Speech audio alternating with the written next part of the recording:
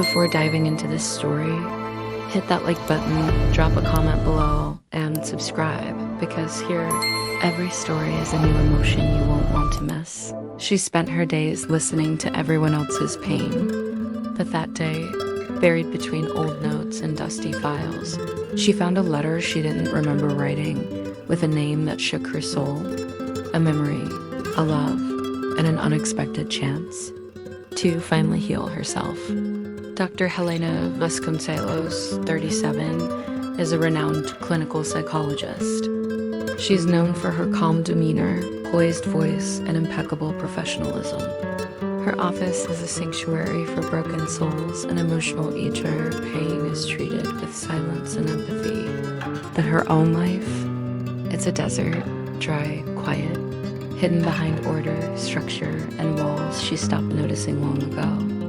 One rainy afternoon, while packing up dusty boxes for an office renovation, Helena finds something unexpected, a small, worn notebook filled with colorful slips of paper. Years ago, she used to ask her patients to write down survival quotes, pieces of their healing, little fragments of hope. She smiles at their words. Some make her laugh softly. Others bring tears she didn't know were still there. Then a folded page falls out, different, heavier, familiar. It's written in her own handwriting. It says, if he comes back, tell him it still hurts, but tell him you want to try again. Even if you're scared. Signed, H. Her Heart Stumbles. She has no memory of writing it, but she knows exactly who it's about, Miguel. They met 12 years ago in a makeshift clinic tucked into the heart of a forgotten town. Helena was just an intern, eager and overprepared, hiding her anxiety behind clinical terms. Miguel was a volunteer nurse worm, intuitive, the kind of man who smiled with his whole soul.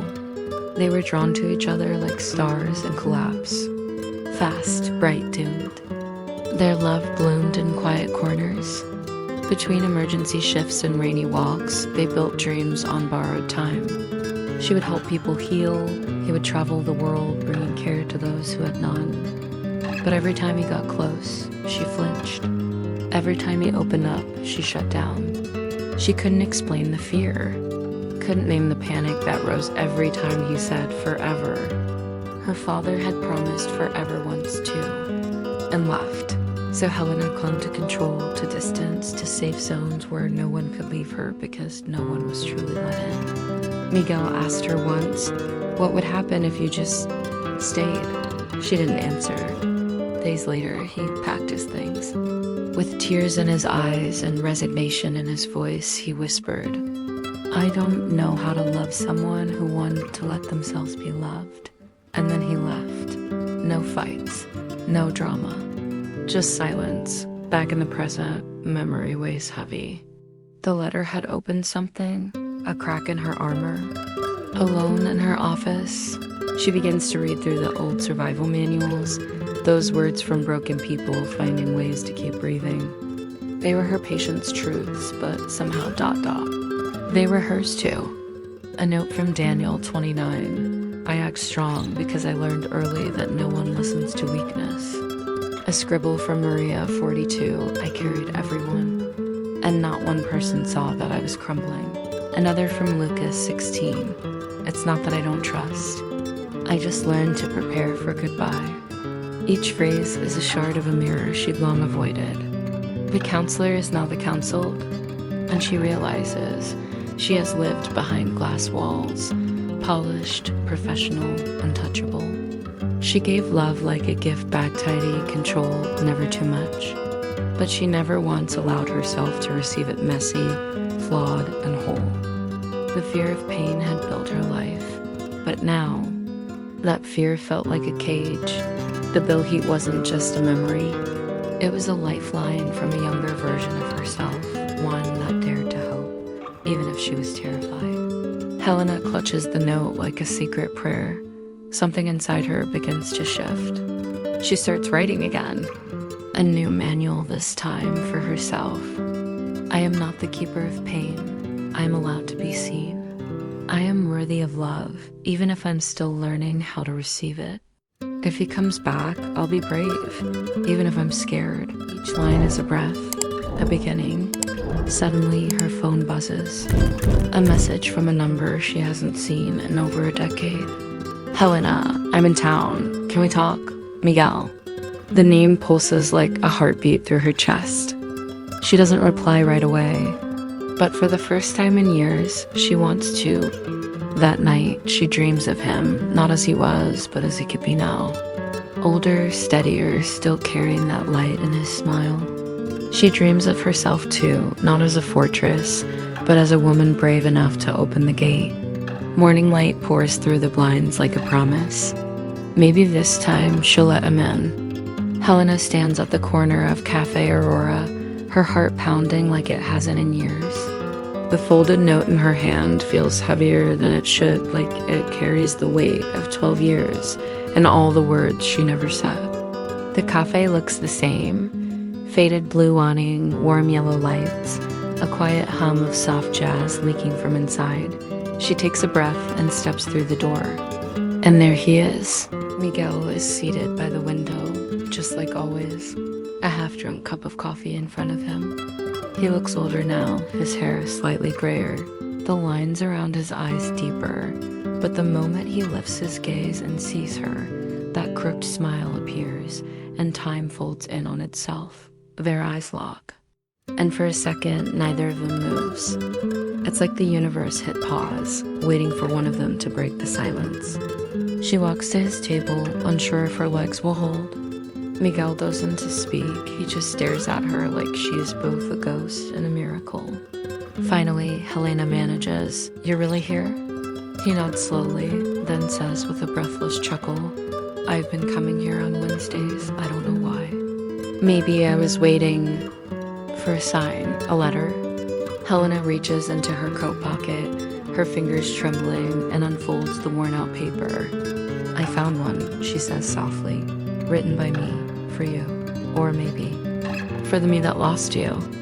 Miguel's expression shifts, something deep, something raw, rising in his chest. "What did it say?" He asks gently. Her eyes shine. It said, "It still hurts, but I want to try again, even if I'm afraid." Miguel doesn't answer with words. He reaches across the table and takes her hand in his. His touch is warm, grounding. They sit in silence, tears filling their eyes, the kind of silence that doesn't need to be filled. Years of what-ifs, regrets, and missed moments come crashing down in that shared gaze. And somehow, it feels like the beginning of something new. Around them, life goes on, cups clink, laughter echoes.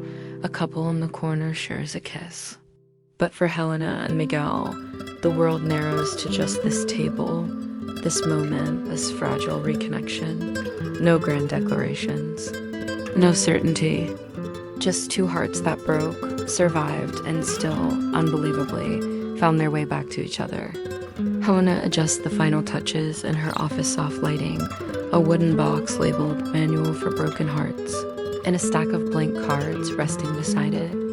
This new session invites each patient to write letters to their future selves, a way to remember who they are when the pain gets loud. But this time, she's not just the guide. She's part of the journey too. She sits quietly, pen in hand, and writes her own letter. Her handwriting is calm, flowing with the kind of tenderness she once reserved only for others. The paper carries something fragile but strong, her truth. "You don't have to be whole to deserve love," she writes. "You just need to let yourself be seen." She pauses, lets her tears fall without shame. "Be gentle with yourself," the letter continues. "And don't run from the places that ache. That's where healing lives." She signs it, "With love, your future self." She folds it gently and places it in the box. For the next time, she forgets that even healers need healing. As she turns around, the door opens softly. Miguel walks in, holding 2 coffees, like it's always been his role to warm the silence. They smile at each other, not needing words. There's something sacred in the simplicity of their presence. No rush, no pressure. Just 2 people trying again. Helena looks at the box and then back at Miguel. Healing begins, she says quietly, when we stop pretending we don't need it. He nods, sits across from her, and gently places his hand over hers. Outside, the sky shifts to a golden hue. Light seeps into the room, soft and forgiving. They sit in the calm, surrounded by echoes of pain, resilience, and rebirth. In that small room, something extraordinary happens. Not the end of a story, but the start of a new chapter. Built not on perfection, but on truth. And the courage to be seen in all their vulnerability. The screen slowly fades to black, a soft piano melody plays. Then her voice returns like a whisper to the soul. Sometimes we spend so long fixing others, we forget to check our own hearts. But all healing begins with listening to what hurts, what hides, what hopes. And when you let yourself feel, something beautiful happens. Love returns. And it stays to rebuild, to breathe with you.